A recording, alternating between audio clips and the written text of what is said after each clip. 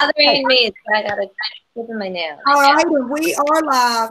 Hey, everybody! Thank you, thank y'all for coming to Thursday Night Book Club. I see Nancy T in the chat.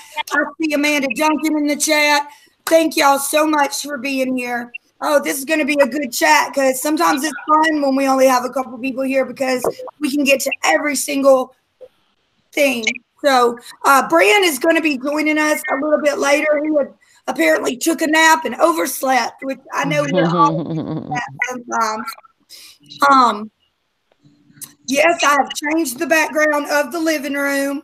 And I want to point out that is the official calendar. Kerri sent me that for Christmas. Thank you so much. Then I've got the Targaryen banner up tonight because Targaryens. And then that's the poster I got at con. It says, "If I look back, I am lost," which is something Penny says a lot in this chapter. And we're going to go over that. Okie doke. So with that, y'all know me, Jennifer, Lady Wolverton. You can find me at, I thought I had my phone turned on. You can find me at Facebook, Jennifer Wolverton, Messenger, Jennifer Wolverton, Twitter, Jennifer Wolverton 1976, and of course on this channel. And with that, Liz, our Midwestern girl who lives in Canada and who is our resident seance expert. And you guys, in the description, she's got a lot of work out there, fanfic, a beautiful article on Sansa and her courtesies as a weapon, and several other things. Be sure and check that out. No. Hey, and just to be clear, I didn't write the article on Sansa and her courtesies. That's someone else, but I do write metas. So if you follow me on Tumblr, and hopefully I plan on writing one about the last Sansa chapter and this Daenerys chapter, because I do think there are some interesting structural similarities. But other than that, you can find me on Twitter. I answer and ask a lot of questions on Quora about A Song of Ice and Fire, Game of Thrones, as well as just other random stuff. And yeah, and I write a lot of fan fiction. So if you like Janza, and if you even if you don't, I think that my fan fiction, even if you're not the biggest Janza fan, you might like it. So that's me. I'm excited to talk to Wake the Dragon tonight. Oh, yeah. It's an exciting chapter with, I think, a lot of foreshadowing for things to come, for deaths to come, etc. Miss Kerri McDonald. What's up, everybody? Let's see. I'm on here with all these wonderful people. I'm on Twitter, McDonald Kerri. I'm on Amino, Aries Girl 29. I'm in chats, but mainly I'm on here. I love it. So thank you for having me. I missed last week. I needed a mental health day, sorry. as Rhee put it. I hear you. The same thing. And thank you, President Clinton, for that. I believe it was, my dad was a fireman growing up, and I believe it was President Clinton who got it where you could take, personal, like even if your child's having a, like you can take a day that has to do with family issues or mental health. I don't care if the man got a blowjob or not. I'll give it up to him for that. Thank you for our mental health days, President Clinton. Right. Hey, sometimes you got to get a blowjob, right? Right. Right. Sometimes they need therapy, right? I've got a co-host tonight. If I don't hold him, he keeps getting into crap. So hey, Charles. Hey, Charlie. Y'all, that's Charlie. I call him Charles. Like the French pronunciation. Boy, I didn't know like, what I was getting into. There's that crazy country lady. Yeah. When I got a beagle. All right, Rhee. We got Rhee Venjenz tonight. It's gonna be in the house. If you come on book club once, you're kind of permanent. Just whenever you want to come, you just say it. She's a permanent panel member as well as she has her own channel. She is our Targaryen expert, if I do say so myself. She's going to cover the overview for us tonight. And Rhee, Okay. can you please introduce your beautiful self? I love that. Hi, I'm Rhee Venjenz, and you can find me here on YouTube, Facebook, Twitter, Instagram, everywhere. I'm everywhere. And yeah, I'm really excited because we're gonna wake the dragon. So I'm going to get off my trip because I got to squint to read because I'm getting fun. So I'm gonna go ahead and jump right in. You guys ready? We're ready. Okay, let's do this. All right. So this is the chapter here, just to set it up a little bit, kind of to give book or show people a bearing when Dany's gonna like lose her baby in the tent and all that stuff, and come back to comatose Drogo, right? Is that a good way to put it? You think? Yeah, absolutely. And just to clear everything up for everybody, this is portrayed very well in the show, almost exactly the same way as in the book. You just don't get all the dialogue and all the players. Yeah. And I agree. It did. It was very well. Okay, so we start off, and it goes straight into, it's like we got the fever dreams again, and like we've netted everything, and it's talk about don't wake the dragon. She must not look behind her and everything. And we finally, we're hearing about the red door again and the bloody red feet prints, and she's running, and we get the Dothraki see a lot, and it's her and Drogo a lot. And then we start hearing about the stars smiling down in the daylight. And it was kind of cool because she noticed the stars, and later on she's going to catch them, take them for a sign. They're kind of going to lead her, And she keeps thinking about Rhaegar a lot. Rhaegar's the last dragon and stuff. Because she starts thinking about home, home.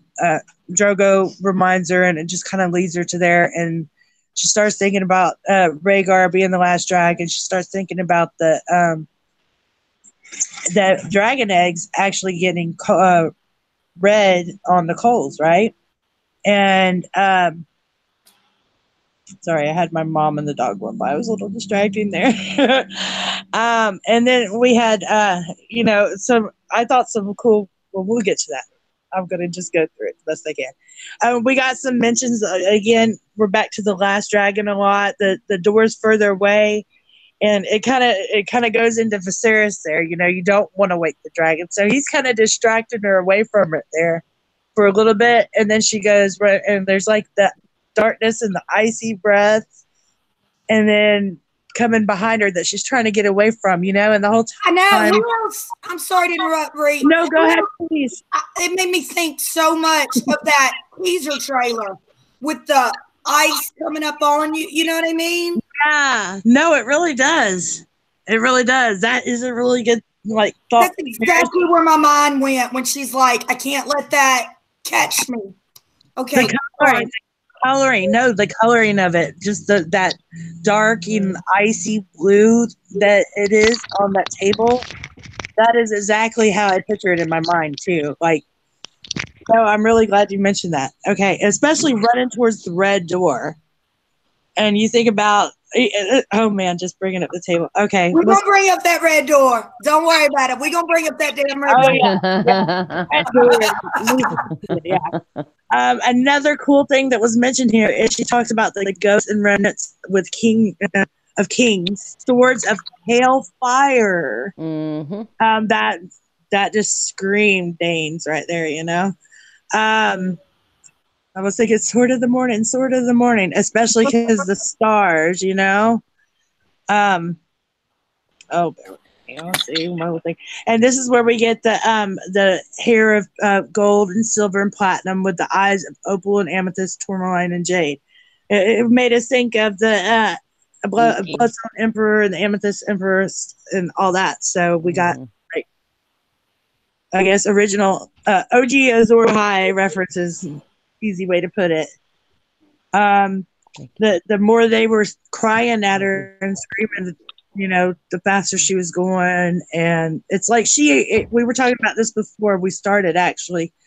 It was like she became the dragon, like her skin just bursted open and she became the dragon and she flew. the closer she got to the red door, you know. And Right.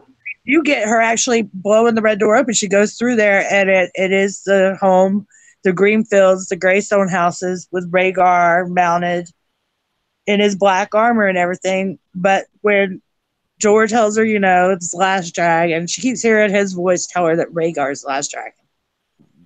When he finally lifts the visor, she sees her own face. And she does talk about how, you know, it kind of looks a little off and stuff, too. We were going to mention that later, too. Right. When she wakes up, it's interesting because she only feels the fire within her and pain. So it's kind of like it really did happen. So we were talking about, did she really like actually do that? And maybe we know her dragons were inside the eggs, but maybe did she skin change into another dragon somewhere else, possibly, or something else? Because it's like she's really feeling it. And I know she just lost the baby and all that, but you know, it was just really interesting how it all happened, you know. But she feels it, and feels the rips and tears, and it says the fire within her, and the whispering of stars, and the taste of ashes. So the fact that she could taste the ashes was just something that stuck with me, in the stars. And she, you know, she keeps crying for help. She's trying to get her dragon eggs, but the whole time they don't kind of help her. You know, they find her on the floor, and then of course Miri comes in, and even though she's burning up and she just wants her eggs, she don't get it. Jorah carries her back over, and then Miri gives her some milk with something thick and bitter. In it. I think there's sweet sleep in whatever she gives.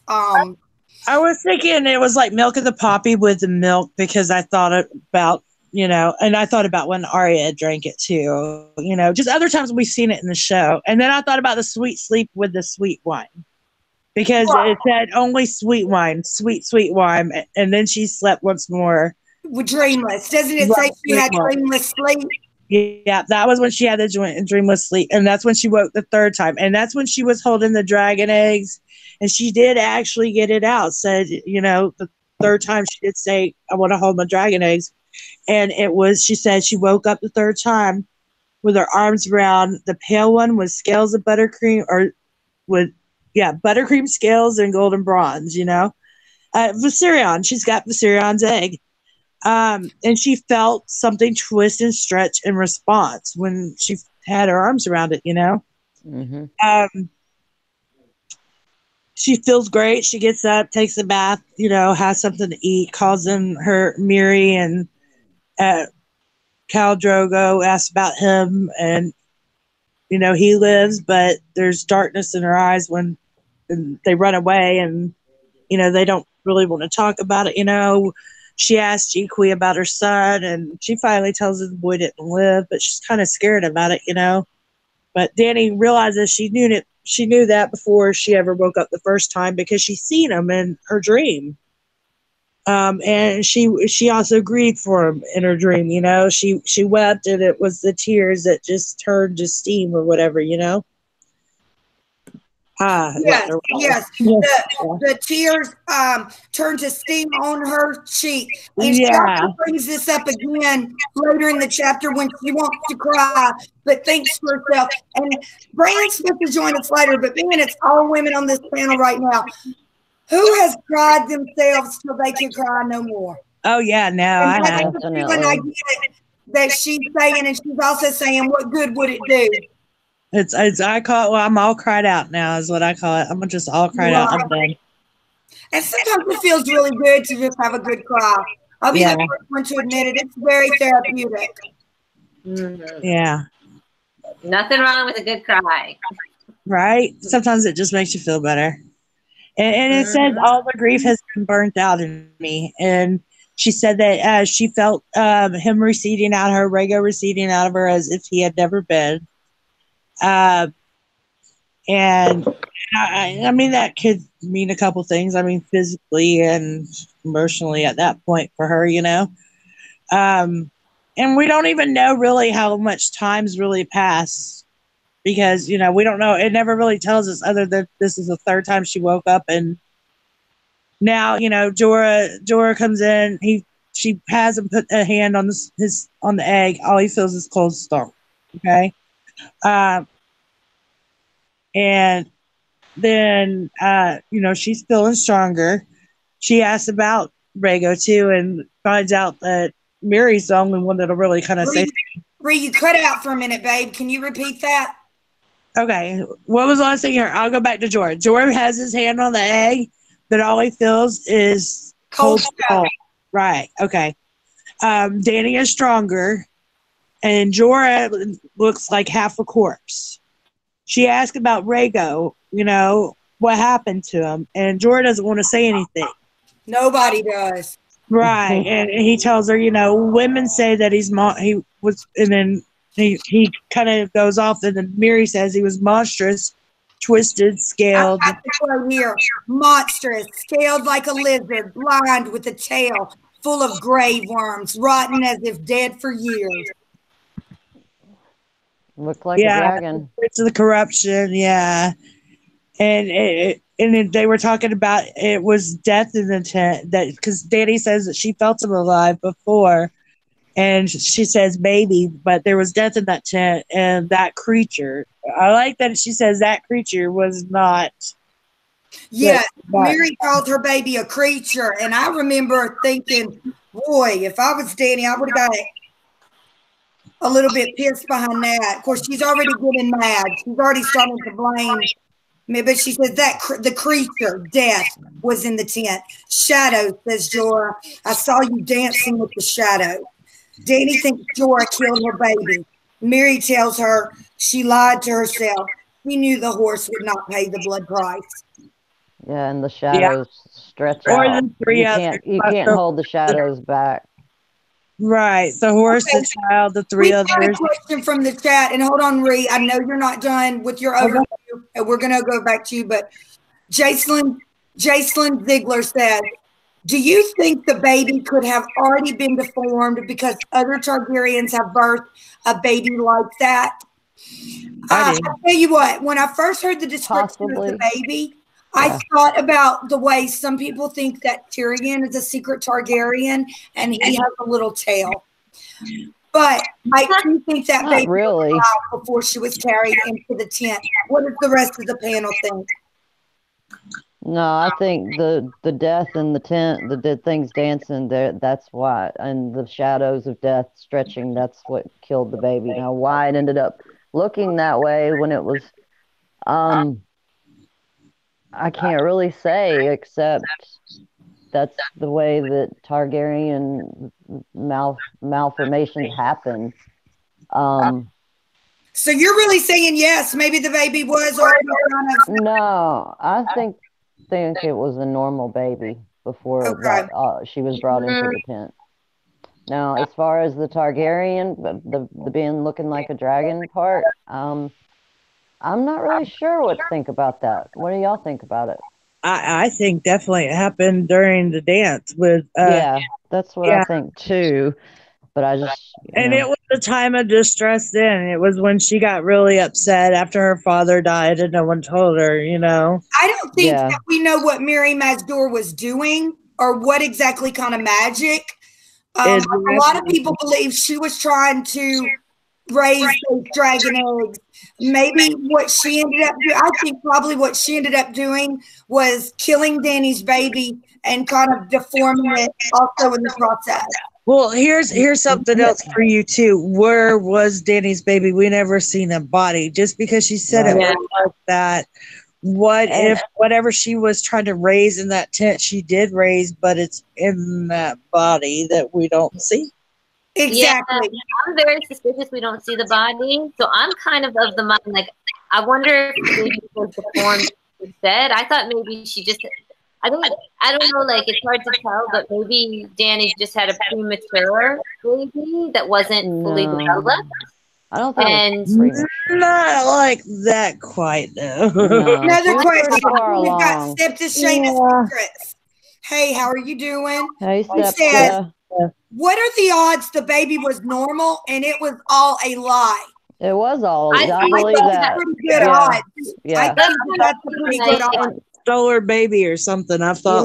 You know, I was of the mindset that, first of all, Miri Mazdor poisoned Drogo. But after I read this chapter, I'm like, no, she didn't do that, because how she talks to Dany afterwards, now he will burn no cities and whatever, towns and Right. blah, blah, blah. So she in my opinion now has changed as to, she didn't try to poison Drogo so much as she allowed Dany to come into that tent with Jorah and didn't tell them to get out on purpose. Okay, Jason Ziegler and Amanda Duncan both make a good point. A dingo took my baby. Bubba. Sorry. I'm sorry. What did I miss something? Just Bubba being Bubba. Oh, I love Bubba. A dingo took my baby. I want to do it because Meryl Streep. The dingo took my baby. The dingo. I can't do an Australian accent. Nancy Gamer could probably do it so much better. Oh gosh, yeah. Yeah, Jason Ziegler and Amanda Duncan point out that Jorah stole the baby, and I don't think Jorah would lie. So I think that answers our question right there. Yeah, that is true. That is true. I don't know. I think Jorah might lie because he's lying already because he's spying on her. I don't know. I'm not a Jorah fan.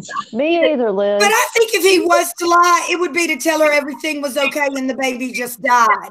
I don't see, he really is always trying to ingratiate himself to her.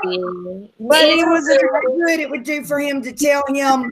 I love how he turns translucent, like he's, like Rhee was saying, he's been touched by death too. So it like took part of his life away, him being in that tent. Right. I think that's very interesting that it makes the point that it took a toll on anybody who was near that shit.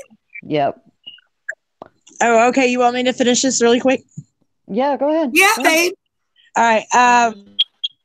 Okay, let's see. So, all right, Jorah helps her out to go outside the tent, and the sun is burned like molten gold, blinding her.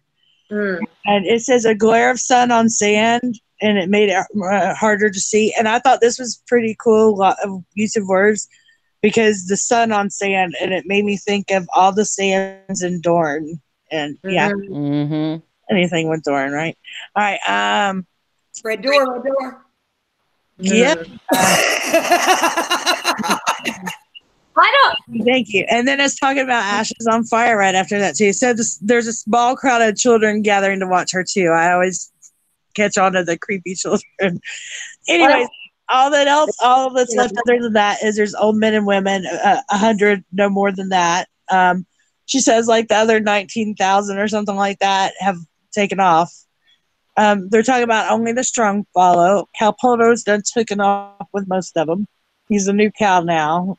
So, he said there are 12 new Khalasars about on the Dothraki Sea now. Yep. All that left is the frightened, weak, and sick remain. And the strong have a right to take from the weak. That was something that the Dothraki said. And she was like, oh, hell no. And I really like that. She asked about the one girl, and 6 guys had taken her. I can't remember her name, so I just call her that one girl. That one girl. Okay. Yeah, the one that she had taken from another rider. Is that who you're talking about?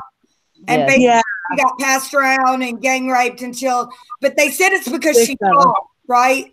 Right. Well, they said 6 of them took her, then they cut her throat. That was her fate, and it was a cruel fate. And Ago and Jago, she swears that she'll get them basically, and she keeps going. This is where she starts going, if I look back, I'm lost. And she does her little, I am Daenerys Stormborn, et cetera, and these men will die screaming. She swears it. So that was pretty cool. Amanda Duncan says her name is Aroa. Okay. I listened to the audio. Brand told me about the site where you can find it.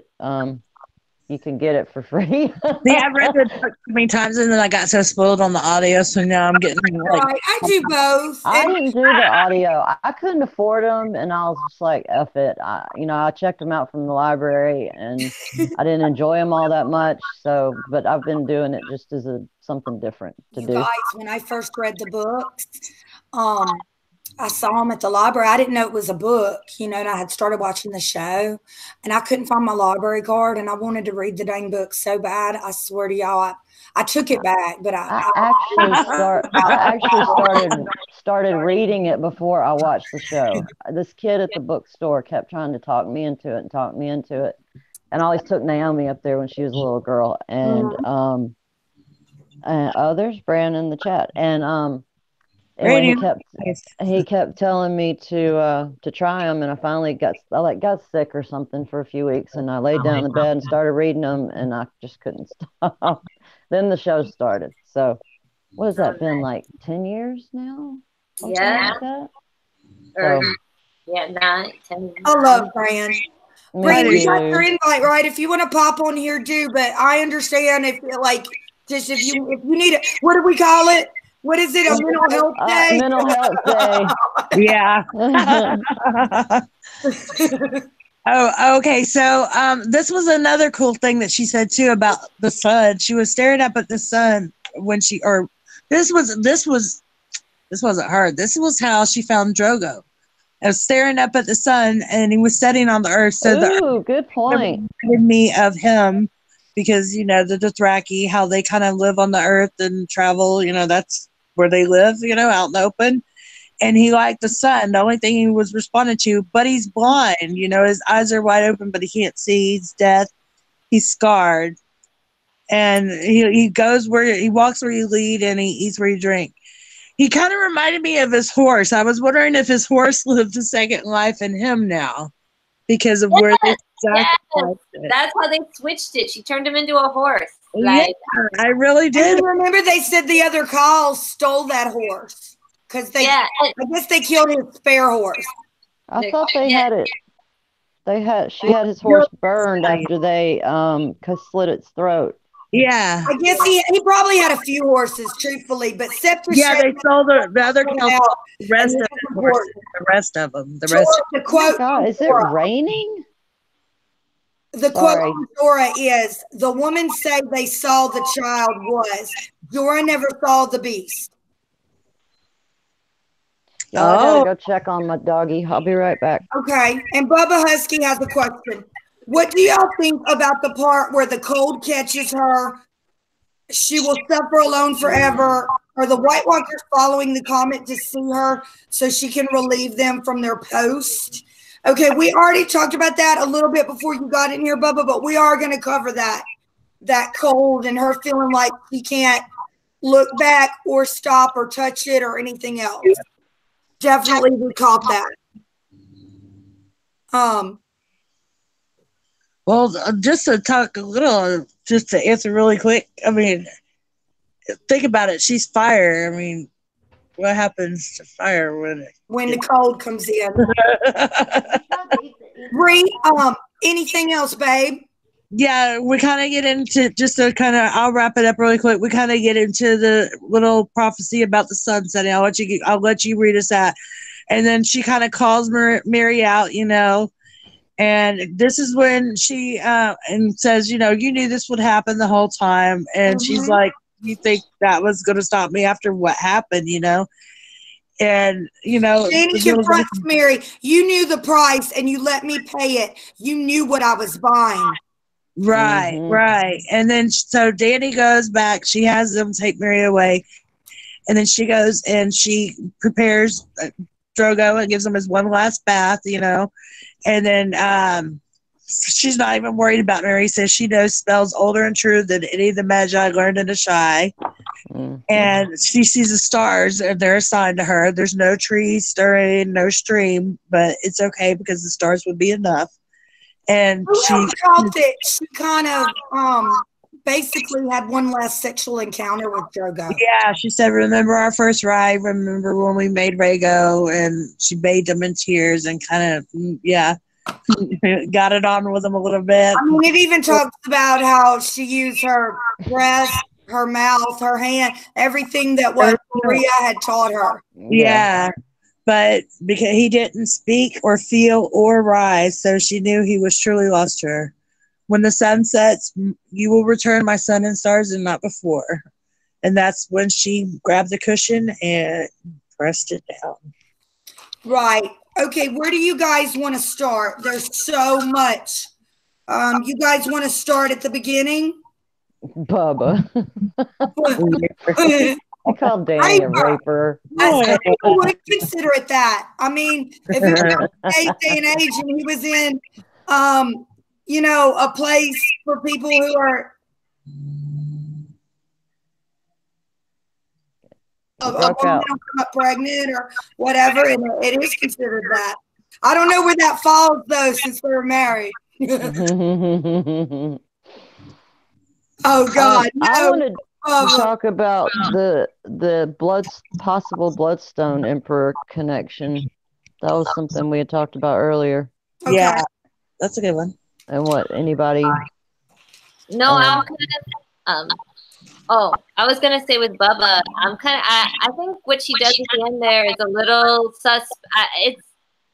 I don't know. There's some ethical issues around what she does at the end. I'll just say maybe. I don't know. Yeah, it was euthanizing. She euthanized her husband. Yeah. I mean, is it? I don't know. It's possibly a question, but we should start at the beginning. I don't know where you guys want to. Like you said, it doesn't matter to me either. There's so much. I mean, Jen, you're the captain of the ship, so you pick. I mean, we could talk about it. I'll tell you this much. It used to be a thing that people that, you know, just like that hang. Like if you come upon a guy that had been hanged, supposedly when a guy is hung, sometimes he spills his seed and then a mandrake root will grow right there.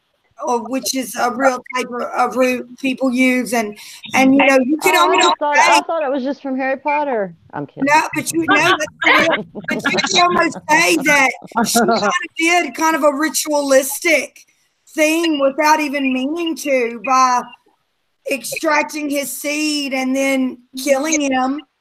But did she? He said he didn't rise, so I was confused about that. I don't think he you know. Yeah, you don't think he got hard? Yeah, I don't think he ejaculated. But I'm not sure. Like, oh Lord, hey, we got to talk about these things. If he can't see, he's blind. He can't feed himself. He can't drink. He can't walk without assistance. Like I don't think he's going to be getting a hard on. Bubba Husky said she was trying to jerk off a veg. Bubba. Thank you, Bubba Husky. Your commentary is always appreciated, as well as extremely entertaining. I missed doing this last week. I'm glad to be so nice. And then Bubba Husky goes on to say, it's the second lady on top rape so far. What did he say? Elamar says she has to go. See you Elamar. Good night. Stay awesome. Bye, Elamar. My lady. You too, Elamar. Thank you for stopping by. I know I'm screaming tonight, and it's just a lot going on in the world, and you have a life, period. So thank you very much for coming by. Yep. Okay, so here's a place to start. So or not really a place to start, we're already going, but here's something to bring up. So when she's having the Wake the Dragon dream, and there's all the stars. What do you think them stars are? Do you think those are like where she's seeing past, like the past emperors and kings and stuff? Because we see the stars and then we start hearing about the eyes and stuff, and then we're hearing about the pale swords. So do you think it's all like the same, like the stars are connected, like it's like the god, you're talking about, or ancestors or some shit like that? I'm gonna say it's more like a past thing, because the Dothraki are so into everything happening under the stars. Maybe. I don't know. That's not too. Well, there's the whole thing. Yeah, I kind of agree with you, Kerri. I think it's maybe a past thing, but then there's also the thing, like around this time, there's the comet in the sky, and there's like a lot going on in the sky. It seems like I wonder if the pale stars were like, it could be like House Dane, but it could also be the others, like the White Walkers, right? Because don't Right. Yes. Right. Say that again, Liz. I got the last part about the White Walkers, but the part before that. Oh, I just said I agree with Kerri that it's maybe the ancestor stuff or everything out under the stars with the Dothraki, and then that maybe the Pale Swords could. Right. Yeah, I can see that. It's also interesting how later in the chapter she says the stars disappear. Yeah. Like House Dane. I'm just wondering about the kings and why they have the stones in their eyes. Like, did the Valyrians do that? No, wait a Do you minute. know? Here's a question for you. What if, I mean, because we've heard a lot of times too about, yeah, they do have the purple eyes, by the way, Kerri. No. The different stone colored eyes, but they burn their dead, so no, they wouldn't have From a statues of star? them like that. Okay, now So you're- who are those guys? Like, think about the Targaryens burn their dead. Right, that's what I'm saying. Whatever. they might have Then also it could be the White Walkers. I was thinking about the Yeti because they were talking about there were passes over the Bone Mountains that the Dothraki would use in other caravans and stuff like that, and then there's Azor High from That's over true. there. Oh, Then that Now maybe all Yeah. When I that read is it- connected somehow.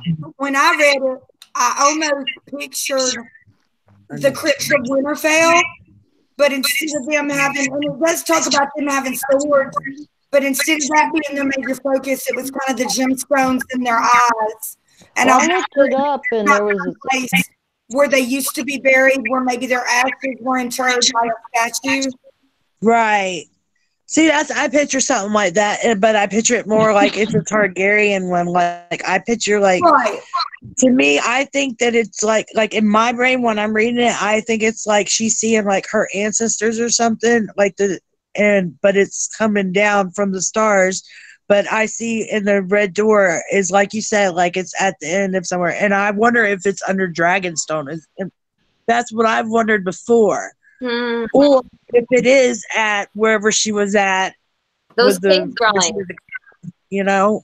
Those cave drawings in Dragonstone. Maybe they're related. Like maybe this is like some sort of thing like that, you know? Because and then and if you think too, that would be kind of cool if Quaithe, yeah, I said that right. Did turn out to be a Shara Dane. Just saying, it would be. I'm just saying, it would be. Because she kind of talks about the stars a lot too. And this all just kind of seems to be, to me, it's making me wonder more and more if it honestly is at Starfall. Okay. Well, I've never thought the red door was in Bravo, so I don't care what kind of gardens or inside places they have. It's in Bravo, honey. It doesn't work. It doesn't work. No, All I right, know. let's ask everybody, and everybody's allowed their opinion. Where I'm at right now with everything I've read, all the source material, and I'm still not through Fire and Blood, I'll admit it. Me either. I think the red door was in Dorne. Yeah, that was my first thought. I'm wondering Pentos, possibly. Where'd you say, Kerri? Pentos, possibly. Pentos? With Illyrio or some of his cohorts. N plus A all day. Yeah, I was reading that. So I was like, what? Amanda. What do you think, Liz?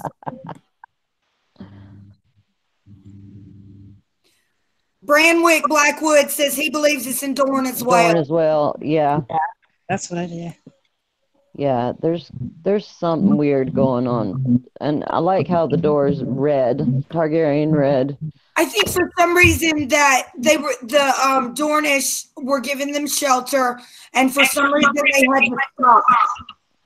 A lot of people think it's in Bravos because the Sea Lord apparently was there when the marriage pact was signed, putting Arianne with Viserys, and then... Which is why they would have had Sanctuary in Dorne, because Viserys and Jon was actually betrothed originally. Right.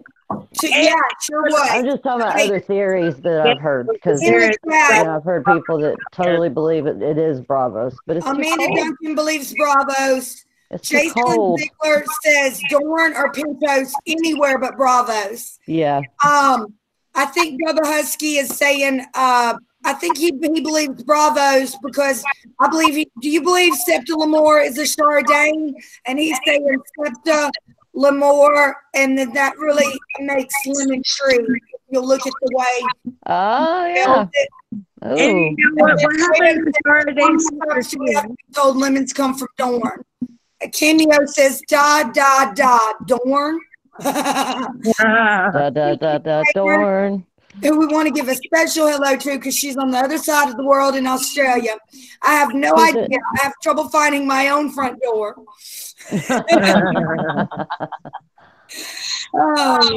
Nancy said, tell us how we really feel. Bubba Husky is Dorn.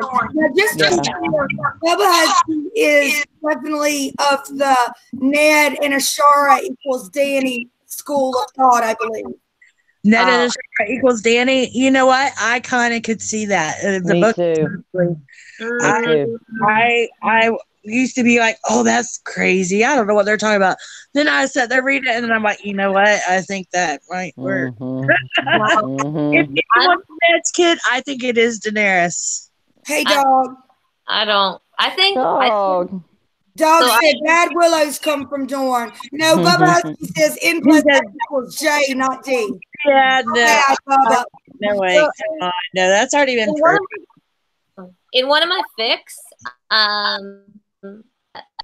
basically I have Ashara being, first she's Quaith, and then she goes back to Westeros. It's a side part of the fic, and then she with Howland. You're cutting out badly. Yeah, I'm gonna let me mute. Yeah.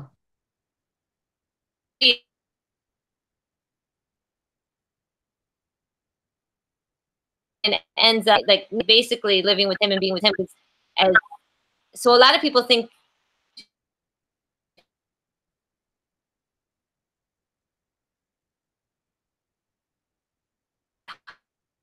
Ashara couldn't read it. I think that happened with my.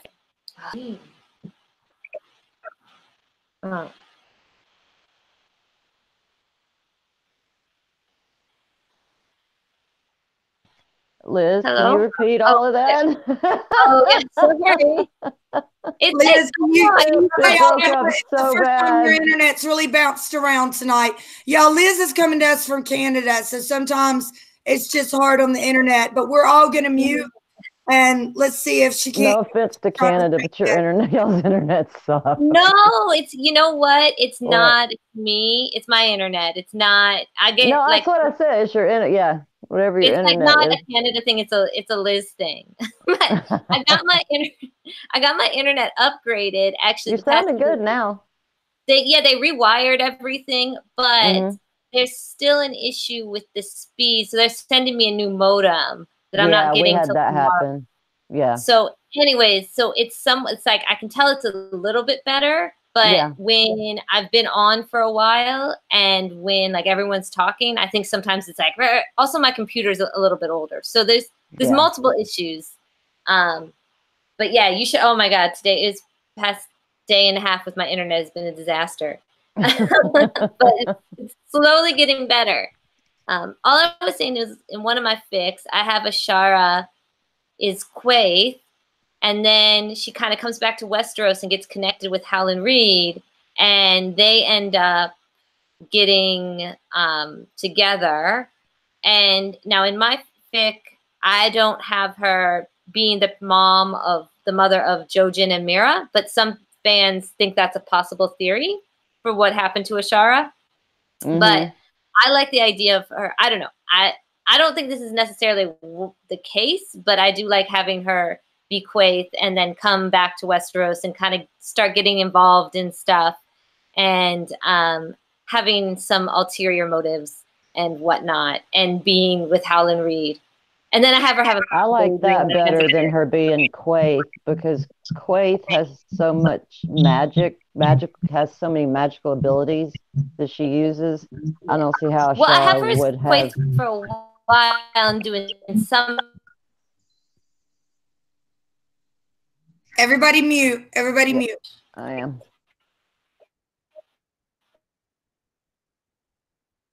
Go ahead, Liz.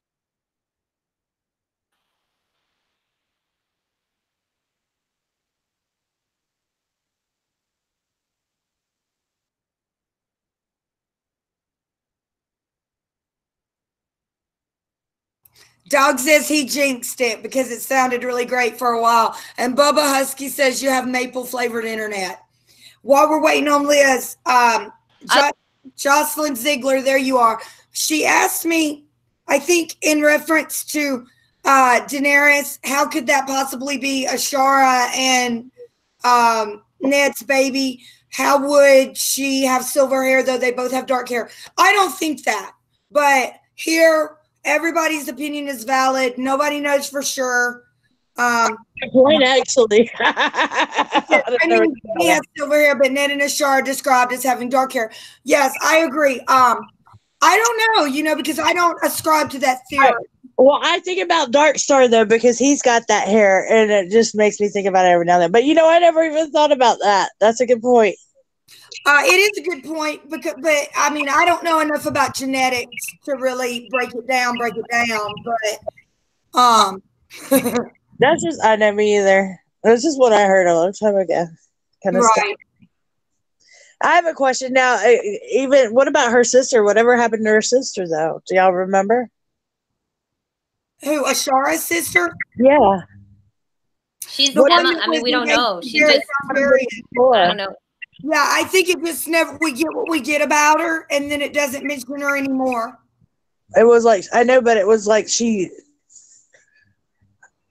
Okay, never mind. I'll bring this up later. I'll go back to what we were talking about. Okay.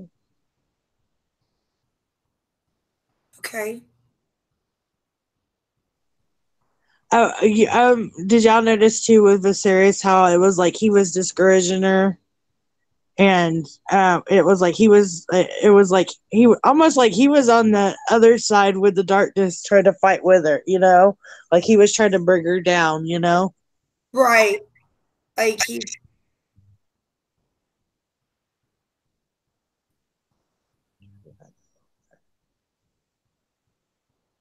I'm sorry, you guys. Somebody messaged me. I hate when that happens during a stream, but depending on who it is, sometimes I got hit from my mama back, obviously. And his fingers snapped like snakes at her then too. So there were snakes then.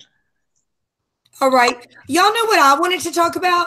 What do you guys make of this particular part? And it's kind of at the beginning of the chapter, and I've got it marked out here. It's during her fever dream, and she says, while you're finding it, I just want to point out that the three people that she sees blocking her path are Drogo, Viserys, and Rhaego, and all of those three are pretty recently dead. So I don't know if that has any bearing on anything, but it was something that I noticed. Yeah, that too. Okay, I'm going to read that part. Amanda said that the other Dane sister was betrothed to Beric Dondarrion. That's true. We said that. Oh, did you? Okay, I didn't hear you. And you forgot her. And Edric Dane supposedly is their young brother, but a lot of people say, no, maybe that's the Shara's child. Right. And he is called Ned. He's called Ned, yeah. Which also, if a family hated what, it's been brought up many times before, if the Danes hated the Stark, they certainly wouldn't call their youngest child Ned. Yeah, and he was young though, so that would mean that like Ned would have been banging her like a couple years ago, like maybe say when he went on I'm a huge Ned Dane fan, by the way. Also, anyone who reads my fics knows that. He always shows up. I'm a huge fan of his. Okay. I heard George R. R. Martin said that Ned Dane was originally, and I don't know if later on he went to, he was going to have a bigger role, like when the books were only going to be like a trilogy or whatever, that he was going to have like this Sword of the Morning bigger I heard role. that as well, that he was going to end up being the Sword of the Morning, and he was supposed to, but that the what messed him up was kind of the age of the characters. And well, that's his own fault. Anyway, sorry. Like, the character's too young, you dumbass. Sorry. Oh, this is it out loud? Sorry. Say it out loud. I wanted to read this part, and I want to talk about this, if it's okay by you guys. Okay. But before that, I want to go to the chat. Jocelyn Ziegler makes a good point. What you said, Kerri, about Drogo, Rhaego, Tell you how I really feel. whoever being in her way. She said things she has to get past. Yeah, and then Bran brought up that she names her dragons after those same three people. Oh, Jason also brings up, and this is true, Edric Dane was Jon Snow's milk brother, meaning they were both weaned from the same wet nurse. Okay, and this is the part I wanted to bring up. The door loomed before her, the red door, so close, so close. The hall was a blur around her, the cold receding behind. And now the stone was gone, and she flew across the Dothraki Sea, high and higher, the green rippling beneath, and all that lived and breathed fled in terror from the shadow of her wings. She could smell home. She could see it. There, just beyond the door, green fields, the great stone houses, the arms to keep her warm. There, she threw open the door, the dragon, and saw her brother Rhaegar, mounted on a stallion as black as his armor. Fire glimmered red through the narrow eye slits of his helm. The last dragon. Sir George's voice whispered faintly, the last, the last. Dany lifted his polished black visor. The face within was hers. I like it when you reach in. Thank you.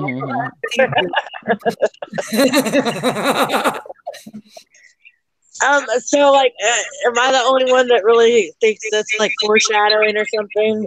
I think it's foreshadowing that, to me, when I read it this time, because always something fresh off the reread, we talked about this many times. I think it's foreshadowing that that Rhaegar is not the last dragon. Oh, definitely not. And that that he has that it's not necessarily even her either. Right.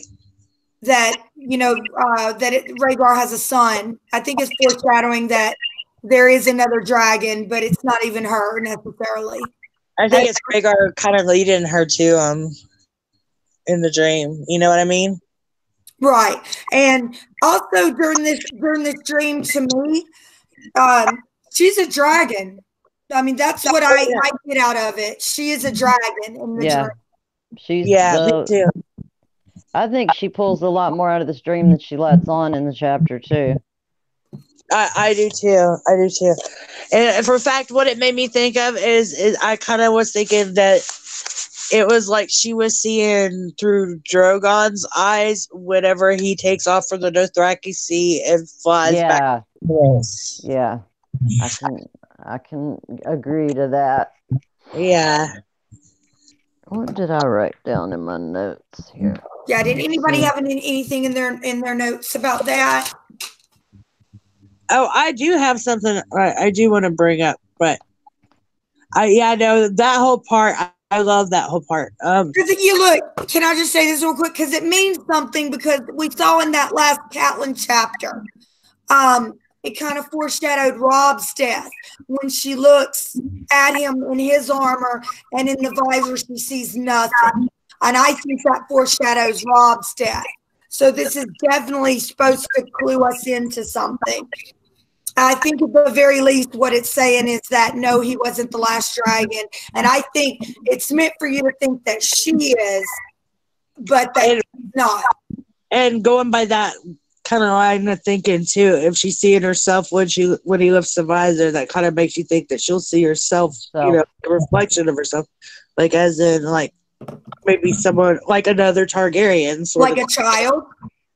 No, I'm just thinking like she's going to find another Targaryen alive. She's not the last dragon. Okay, yeah. That's what. Yeah. Okay, I could. You said it better than I could. That's what I meant, and I couldn't articulate it.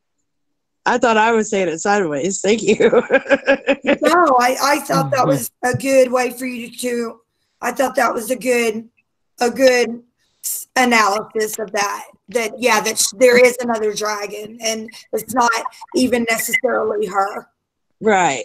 Bran brought this up earlier, but how it goes from don't want to wake the dragon to wake the dragon and then to the dragon. And very good point. Yeah. And how she wakes up with the taste of ashes in her mouth. And is that actually coming from the brazier, or do you think it was from everything else that she I think it was from her about? dragon dream. Okay. I think, that's what I'm thinking. She breathed fire in her dream. Yeah, I think so too. Bran used to wake up with the taste of blood in his mouth after he ate a deer or something in the summer. Okay, let's go here. Yeah. Is Dany a warg? Is Dany a Targaryen warg? Yeah. I think so. I mean, it's a skin changer though because it's in the dragons. Wargs are like more like wolves and bears and stuff like that. But we won't get all technical with skin changers and wargs. Talk to Bubba about his type 2 skin changers. And okay, Bubba Husky says he thinks it's as simple as I think it just means that she's the dragon, not Viserys. And I'm going to go a step further. Yeah, I agree. Write this, but that even that Rhaegar was not the last dragon. Last dragon, yeah. That's what I got from it too, Bubba. Okay. Can I bring up something that was really cool I noticed? Of course. Whenever she was talking about the heat inside her burning in her womb, and she sees Rhaego and everything, and like when she reaches out to touch him and touch his hand and everything, and she's describing that whole scene, like where she sees his skin and his hair like hers, and his eyes. Yeah, okay. When she's talking about where they're reaching out, it really reminded me of the Sistine Chapel. Oh, that's a good one. Yeah. Doesn't Rhaego's heart catch on fire first, and then he breathes fire? Fire pours out of his mouth. Okay, it doesn't come out. I thought John Studio says it could have been the nachos, like while she woke up with that fire. That's what you get for getting those jalapenos. You get for getting them jalapenos. That's so funny, dog. You know, my email address is mrsnacho@yahoo.com. I think there's something to the color of the eyes that they give us with the opal, amethyst, tourmaline. Me too. I can't figure out. And I think that takes us back somewhere to the Spicers Guild. You know how when the Spicers Guild, they're all represented by these different gems as well. Yeah. Possibly, yeah. So you can look at the colors and start thinking about different houses and beads. And okay, Jocelyn Ziegler says, I think it's a little different. Like she has a connection to them, but not in them. And I think she's talking about the visor thing. Right, yeah. Right. It could go a few ways. That's why we try to stress here. Nobody's wrong or right. Hell, we don't know. We're just trying our best to like make some semblance of sense out of it. And the more you read it, it changes the way you feel about it every time. Yeah. Mary was definitely like slipping or something though, because she kept back up. Okay, who believes Mary was not? I mean, that just seems to me a very obscure place for somebody who has studied with a person from the Citadel, this is a very obscure place for somebody to be as the god's wife of the Lazarine in the middle of the Dothraki. You think she's a but they took her there as a slave. No. She was the Lazarine? I thought they were a peaceful people. No, she was in the Lazarine. That's what I'm talking about. That seems like an obscure place for somebody with so much learning to be. I guess she felt like she could heal. I mean, that's her people. It could be that's that what she wanted to heal. folks. I don't know. Maybe Or she's where she's supposed to be. I mean, but y'all, it's almost like having a brain surgeon for the times in BFE. Yeah, no, I I mean, when you think about the lack of medicine and learning, really, you know, it's just a very obscure place for her to just happen to be. But she does say, my people. So I guess I'm going to say she is Lazarine. I think Liz is trying to talk. I'm going to mute. I'm going to mute too then.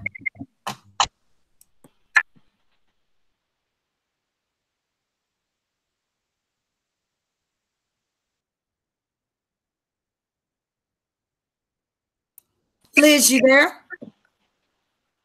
Yeah. I just said maybe she's a faceless man. I mean, I don't really necessarily think this, but I mean, she could be like a faceless man. They were trying to kill her or not. I mean, the crown was trying to assassinate her, but they weren't going to use a faceless man, but maybe somebody else is trying to also, because I don't know, for whatever reason. So who knows? Maybe she's more than what she seems. Like she's Just a child. And that's my point. I think Mary Mazdor is more than what she says. Well, That's she a knows good question for Marwyn. the She's chat. been to a shy, studied with Gary. Marwyn the mage and all that kind of Right, stuff. who thinks that Mary Mazdor is more than she appears? Well, Andy Gamer says, when you look at the Ottoman Empire, they had all kinds of women from all over the Middle East and Asia in the real world. Yep. Yeah, they did. So did the Romans. I actually watched the show about Suleiman the Great and his concubines. That is actually, it's quite entertaining. It's on There's something Netflix. about that in ET where they gelled 99 out of 100 kids, and of course I'm thinking Craster like immediately when I was reading. Oh yeah, World of Ice and Fire. The Unsullied too, also, right? Say what? Right. The Unsullied are also like yeah. That's right. You know? I don't know. I never thought about Mary being more than what she is, appears to be. More than what she is, but now that we're talking, maybe. I have to take some powerful blood. No. Yeah, Bran, I'm glad you said that. She has to have some powerful blood to wake dragons, and I was so glad when Dany decides to not chop her head off at that moment, and you know she just had her bound and taken away. And Mary gives her that little smirky grin or whatever, and it specifically says almost like they share a secret. Yeah. So I think Dany's got her number. She says I could chop off her head, but what good would that do me? You know? Yeah, give me a head. Bubba Husky says, going back to what you guys were saying, they only let the elite 1% of males breed. And then he says, "Ow! I bet the fellas in the chat are glad they don't live there." Okay, Antique Gamer, can I ask what we do know of Mary's backstory so far? I need a brain reminder, please.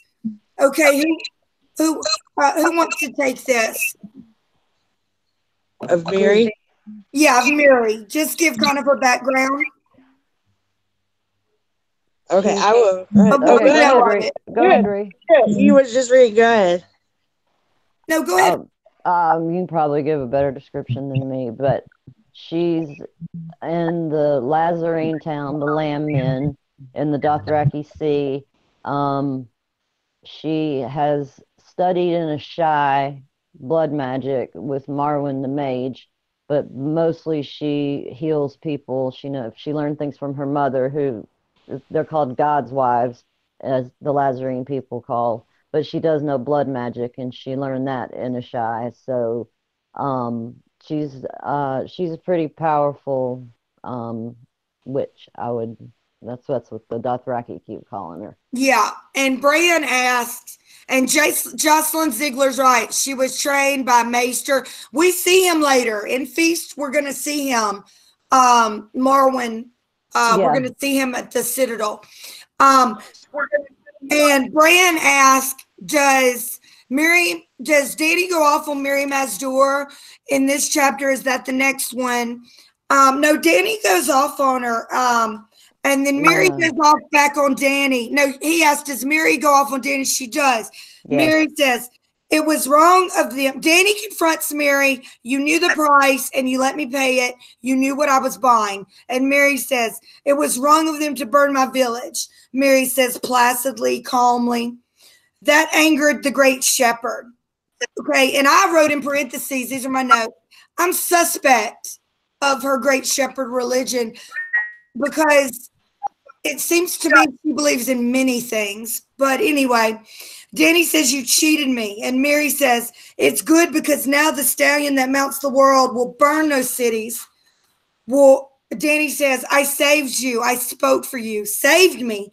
3 riders had raped me. And she says, and I don't mean like as in a man to a woman. I mean as in a dog to a bitch. The 4th was in me when you rode past. They burned my God's house. They burned my home. I saw the heads of the baker whom bakes my bread, a boy whom I had saved from the dead-eye fever. Tell me again what you saved. Dany, your life. Mary laughed. Look to your call and see what life is worth when all else is gone. Dany has her taken by her men and bound at that point. And she thinks to herself, just like we just talked about, what good would cutting her head off do? And I think Dany unwittingly, when she kills Khal Drogo, when she pleasures him one last time, when she ties Mary to the pyre, I think she inadvertently does blood magic. Yes. Yeah. Yes. I agree. 100%. I think the dream was leading her. I think it was kind of telling her what to do. I think like her ancestors whispering to her or something like that.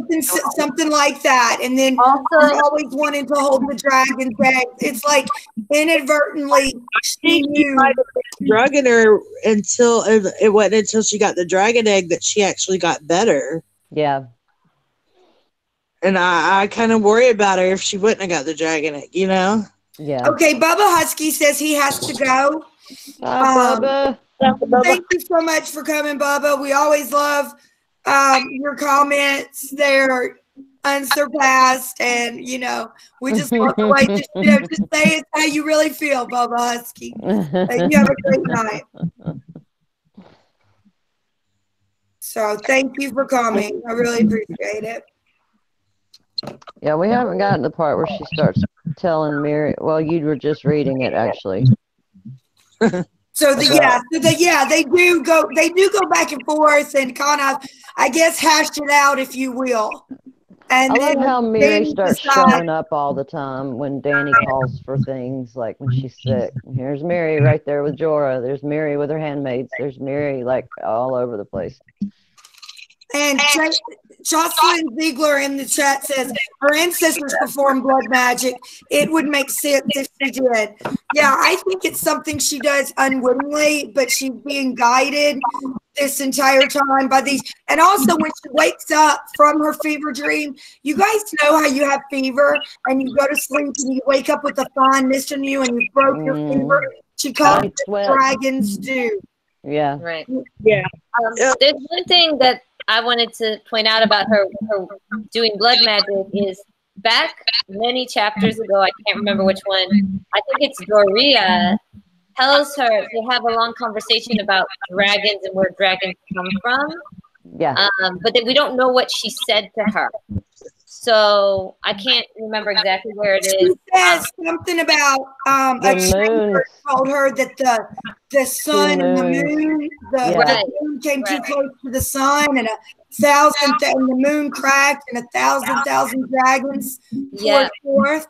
Yeah, and so I wonder if after that, and then Daenerys says like, she wants to talk to Doria more, and so I wonder if other things were said. So in a way, like, yes, maybe Dany inadvertently did blood magic, but then sometimes I'm like, how did she know to put the eggs in the fire? Like, I feel like she knew more than she let on. Did. Yeah, maybe. So I don't know. I think that dream showed her a lot with the fire, with the eggs burning on the brazier, red hot, and things like that. And then her feeling the movement inside the egg and the heat and all of that. Maybe she has another dream after. I'm not sure. She's just guided. Yeah. Yeah. But it's just telling her. And one thing I was going to mention is the comet visible now? Or is that later on when they're in the red waste? No, it's fixing to happen. It's fixing to happen. Okay. Yeah. Is it like, the night she burns? It's literally fixing to happen. The night she burns Drogo? Okay. It's the next chapter, yeah. Okay. The next Dany chapter. Let me rephrase that. Yeah, I think Tyrion's next.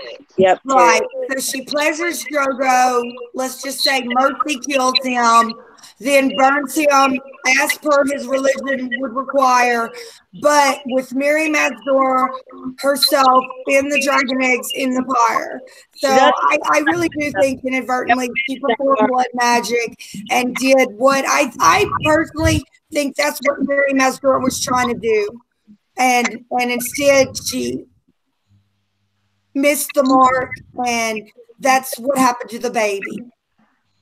But how would Mirri Maz Duur have had any control over those dragons at all? I mean, doesn't it have to be a Targaryen that does that pretty much? I'm skeptical of that. But that belief. I mean, that's so you guys think other people just what it is? The warlocks say that the dragon needs their mother in order to function properly or whatever when the House of the Undying takes her baby dragon. So that's what got me to thinking. Okay, and Bran says the next Dany chapter is when the comet becomes visible. Maester Luwin was looking at it in the telescope, but it is not visible to the naked eye yet. Oh, okay. You guys, I just want to say real quick.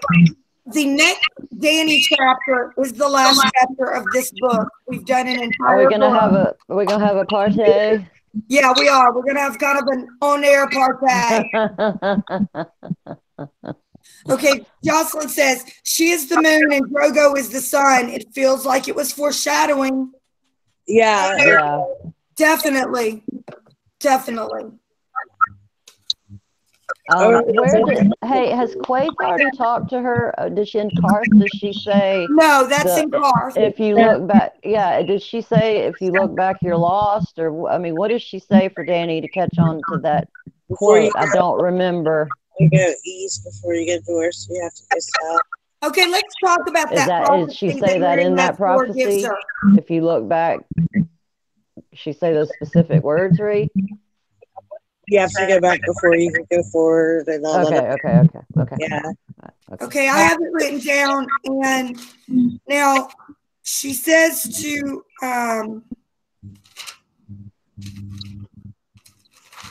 she says it was my master death was in the I was going to say something, I can't remember what the hell it was now. This is when Daenerys saying to herself, if I look back, I am lost. But Quaithe is going to tell her that too. You guys, I'm looking for where Mirri Maz Duur. Okay. When Daenerys asked her, when she tells her to take her to Drogo. Nobody wants to answer her, so she gets Jorah. She walks out of the tent, notices everyone is gone, cold and sick and frightened. And Jorah reminds her that the Dothraki follow the strong.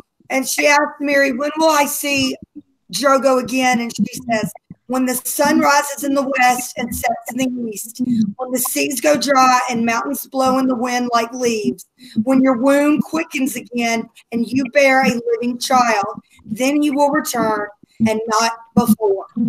Oh, I know what I was going to say, and then I thought of something really cool too. Okay. What I was going to say, and this is what made me think it's something too. Okay, now, first of all, the Valyrians before they were dragon lords, and they were shepherds, and the Lázarine are shepherds, and the great shepherds, and all that other stuff. So, and I've wondered before if the Lázarine are like maybe a sect of Valyria that's left over or something, you know? It's possible. But right, yeah. the way this happens, where it's only the week left when she comes out, and she pronounces that I'm Daenerys Stormborn of Targaryen and of Valyria and all that. I wonder if it's like kind of like a throwback to who was left in Valyria after the Dragon Lords, because the Dragon Lords, of the shepherds. I mean, thinking about just the shepherds, even, because Miri's the one that kind of did this too, Yeah. But the Dragon Lords, and I overthink stuff sometimes, but the Dragon Lords were like the higher, richer lords and stuff, and who was really left for the week. And it literally, The frail. Right, and that was words that they used to describe the hundred or so that was left, the poor, weak, and the frail, They didn't leave them any slaves. They took all the herds. Right, they took everything from them. And Dany gives that speech now, but in the show she gives it when she's about to burn Drogo's body. Right. About, I'm gonna make them all die screaming. Whatever. Oh yeah. Is that not only in the show though, where she tells Miri Master, "No, you will"? Well, that's our next. The last chapter. I don't remember if it's in the book. Daenerys, and I've said this many times before, but the books follow the show very, very much so, except for they can't put every single person in. Oh, I like your picture, Kerri. But they can't put every single person in because it's just not feasible for a television show. But they follow very closely up until season 3. When George was there, like seasons 1 through 4. Right, and then he quit writing. No, I think he quit writing in season 4. He did. Yeah, okay. He's writing in season 8, though. CDs I bought her up to season 4.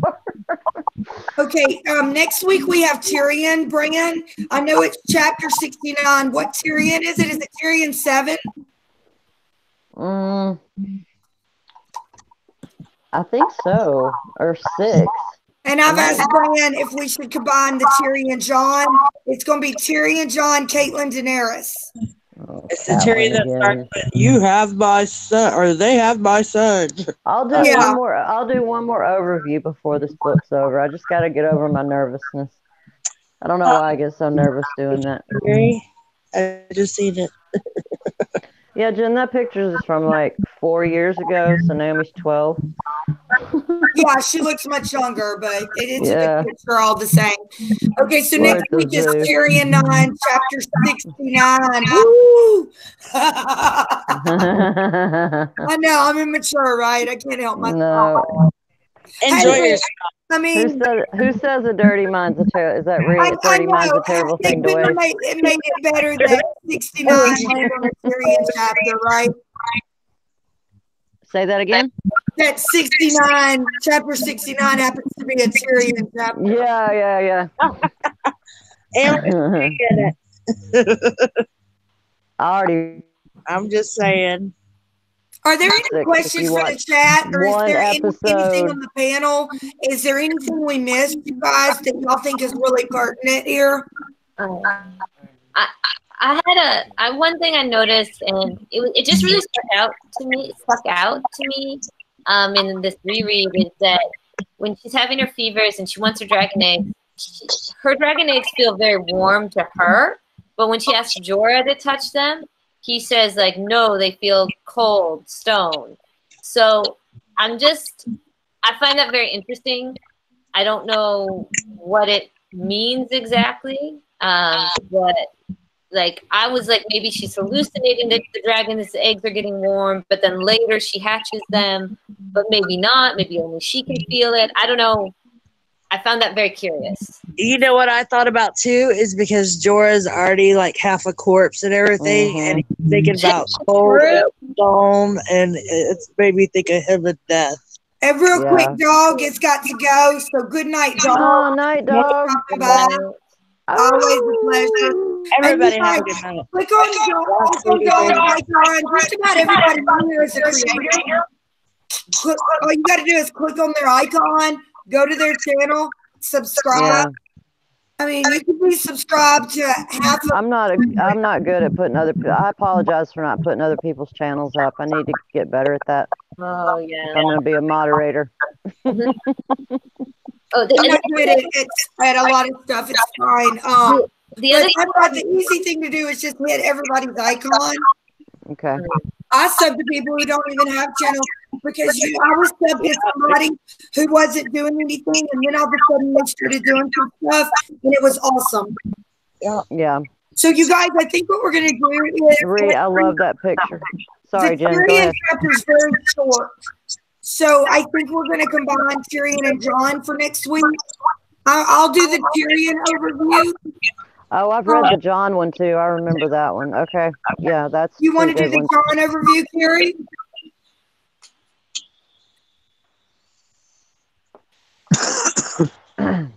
I'm good not to me. here next week. I might not be here next week. Okay.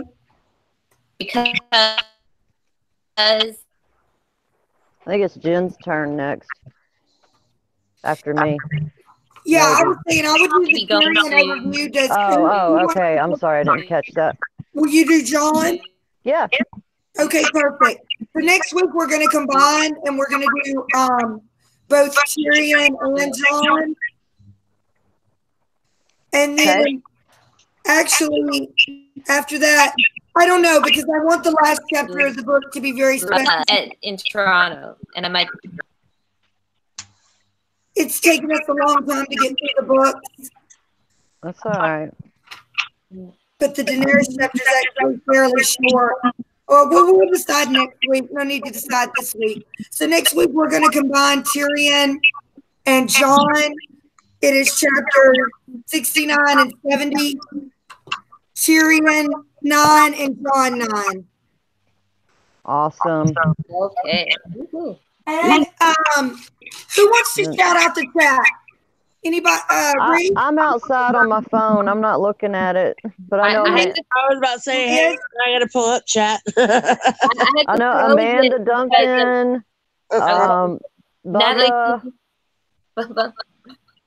Go ahead, Liz. Oh no, I don't have it open. I don't have it open. I'm just going by who I remember. Antique Gamer.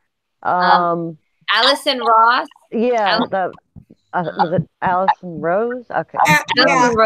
Allison Rose, Nancy T, Brandon with our chat. Who's Crazy Girl Production? No, okay, that's what I thought. Go ahead, I'm sorry. Jocelyn Ziegler, thank you for coming. Everybody, thank you for coming. Thank y'all so much. Thank you. Amanda.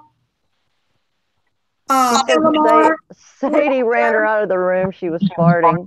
The dog has cats. They really have that cat, don't they? Have a good night, Nate. And Cammy, did we say Cammy? No. Lady Drew Fryer was here. And then mine won't go back any further. AU Pack Mule is on. AU Pack Mule came by. And thank you all so much for passing by. Septa Shayna, she was on there.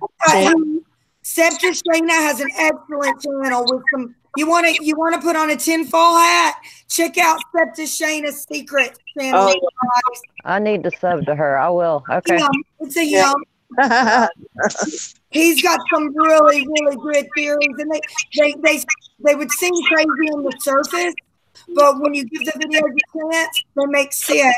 He's got an excellent video about how Corin Halfhand is actually not Arthur Dane, but one of the King's Guards. That was King's Guard. Oswell Went. Point about it. I think I've heard that. It might be Oswell Went. Maybe. I don't think we have shouted her out. Hey, Sherry. Bran is in the chat. Yes. Thank you, Nancy. Our baby Bran. We miss you. Yes. Miss you loads. Hey, Bran, you did great on Rhee's. You sure did. Yes, you did. And you talked a lot. I know. I was like, hell, Bran's going on. right, everybody. It's right here at the 9:45 mark, and we try to keep it at 2 hours. And everybody who came by, thank you so much. Like I always say, no require. If you want to be on the panel, message me. Leave a message in the video of your email, how to get up with you. The only requirement is that you love Game of Thrones.